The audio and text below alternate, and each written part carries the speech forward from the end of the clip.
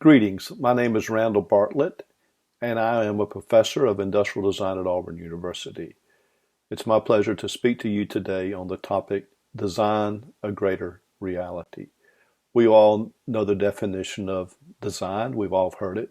It's called to make something, to shape something. We've heard people say, you just need to design this. But let's look at the word that's within that, and that's the word sign. We know that signs are devices that communicate. There's something that can actually stand for something. But I want to talk about today, are our product signs? Do our products communicate information and how they're to be used? If our designs do not communicate, then there may not be adequate solutions. If products, in our product design, if there is no sign, then has the designer failed? We've often seen products that we just don't know how to use them. Some are very intuitive, some are not. So I believe a design object should express purpose. We're all familiar with the person trying to open the door, not sure which way to pull or push, and it depends sometimes on the handle. Oftentimes, if the exit sign, if the hinges are prevalent, then it's pretty obvious which way we're to go with it, but not always. Look at the exit sign. The exit sign is real, it directs us to the door, but it has a greater reality. It's a sign that communicates the door that we exit through. The ability to comprehend the meaning of signs often precedes the ability to read and understand written words.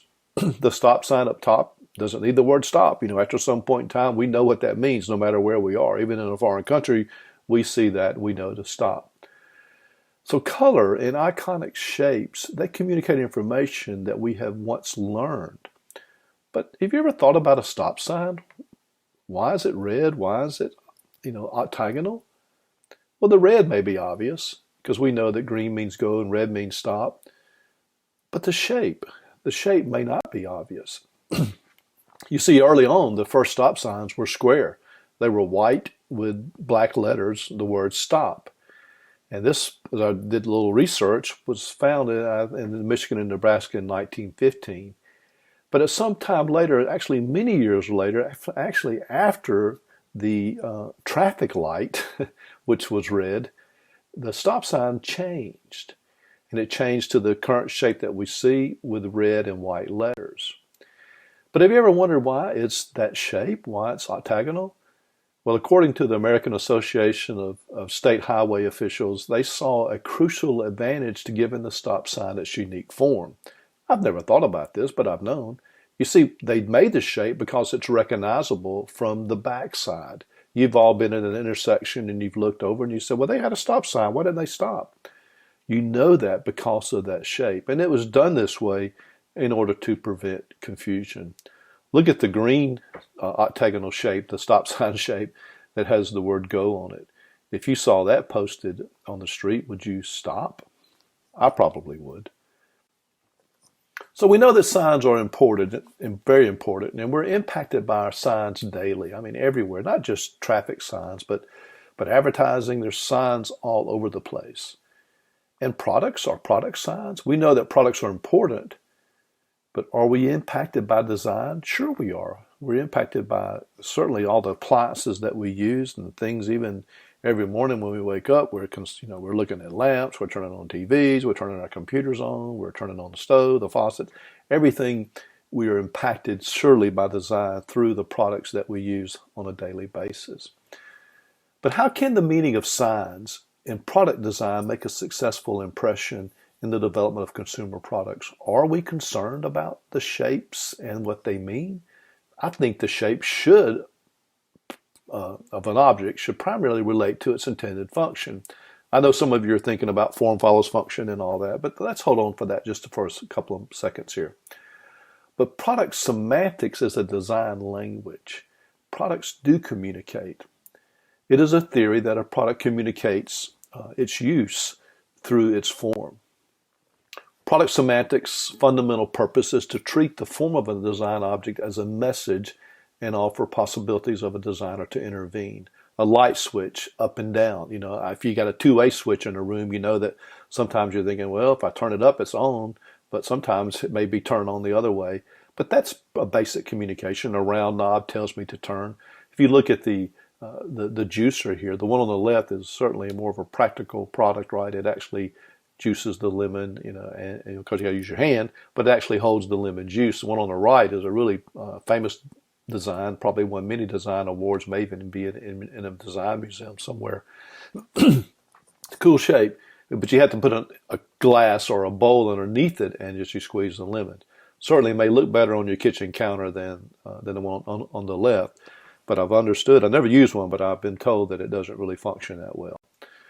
So the reality of form and function. Classic design holds form follows function as a fundamental principle, but this is not always evident in practice. Some products are so well designed, and you've used them, with function as their primary intent, that their use is so intuitive. You just know how to use it. You know how to operate it. But as designers develop new technology, the lines between form and function of a product continue to blur. The technology now is beginning to take over, and it's really no form, right? It's mainly a series of signs, if you will. If you look at all the apps, they're basically signs. But the balance between function and form is often an area of difficulty for a designer. The product has to function properly. If it's purely functional, then it may be lacking in appeal, in visual appeal or aesthetics, no matter how good it is at completing its job. But I think you've all probably used a product and say, I don't care what it looks like, I just want it to work. But in reality, why can't it be both?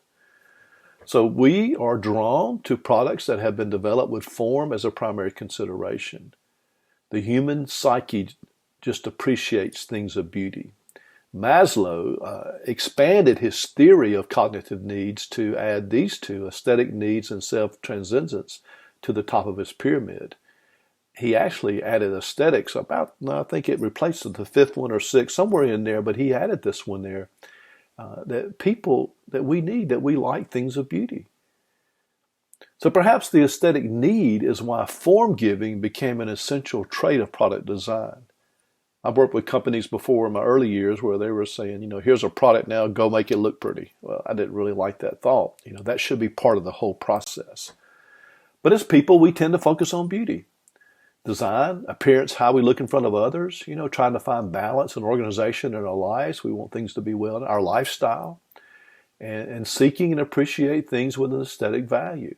I mean, I like pulling up to a traffic light and looking over at a car and thinking, wow, that's a cool looking car, Our homes, we decorate our homes, we rearrange our homes, we buy things that match, right? We love art, or we like art. Some may like it more than others. Our museums are full of art. There's an appreciation, I guess, more for art.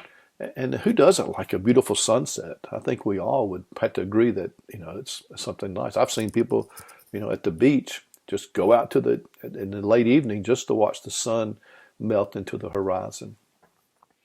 But aesthetics can be achieved at the beginning of the design process, and it should not be left out or it's added at the very end. Let me say it this way, as you can see in the italics words there.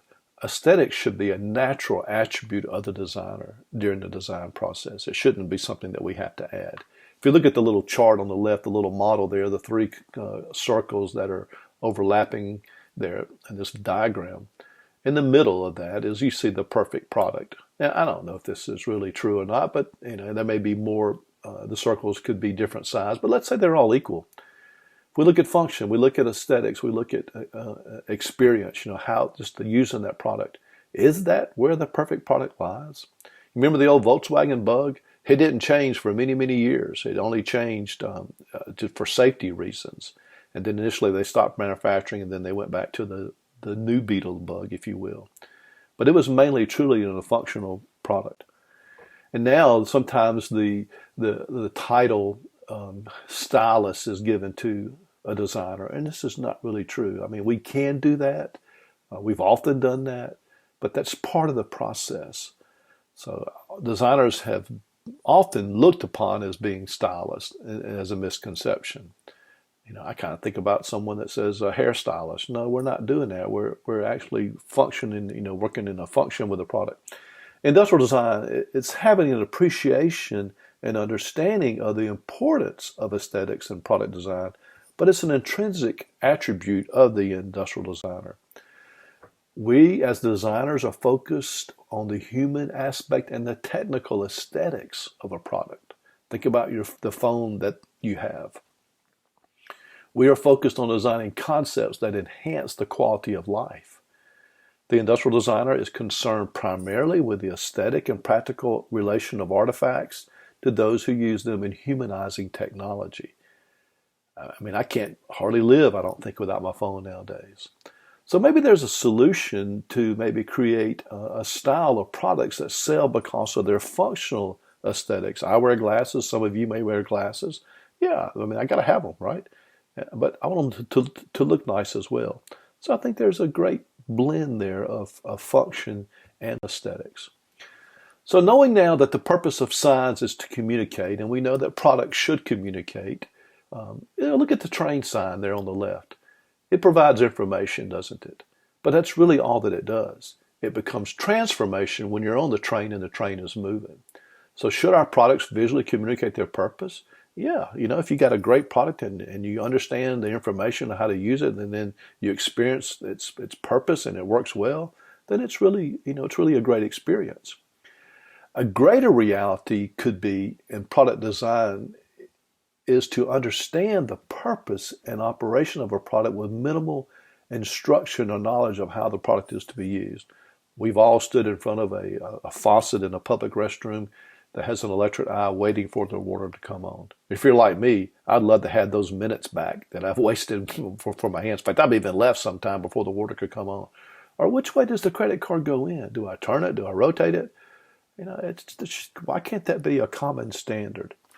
So in closing, as designers, we must consider how the form of a product communicates function, the context of its use, and the expected user group. Giving these definitions of design, the industrial designer should embrace the meanings during the design process and not wait to the end. So in closing now, go design with signs in mind. Thank you very much, and I hope you enjoyed this presentation.